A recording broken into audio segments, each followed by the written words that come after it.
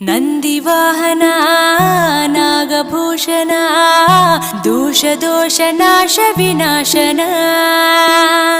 ಸೃಷ್ಟಿಕಾರಣ ನಷ್ಟಹಾರಣ తమోరజో సత్వగుణ విమోచన